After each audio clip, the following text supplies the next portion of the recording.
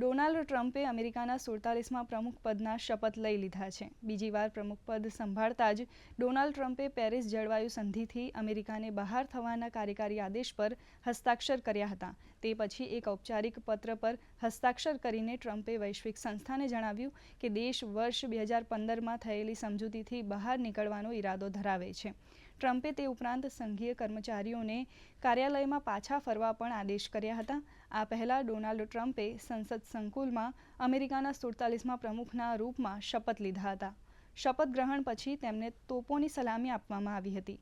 JD વાન્સે ઉપપ્રમુખ પદના શપથ લીધા હતા। શપથ લેતા જ ડોનાલ્ડ ટ્રમ્પે કહ્યું કે અમેરિકાનો સુવર્ણ યુગ શરૂ થઈ ગયો છે। પ્રમુખ પદ સંભાળતા જ ટ્રમ્પે દક્ષિણ સરહદે નેશનલ ઇમરજન્સીની જાહેરાત કરી હતી। તેમણે કહ્યું કે મેક્સિકો સરહદે દિવાલ બનાવવામાં આવશે।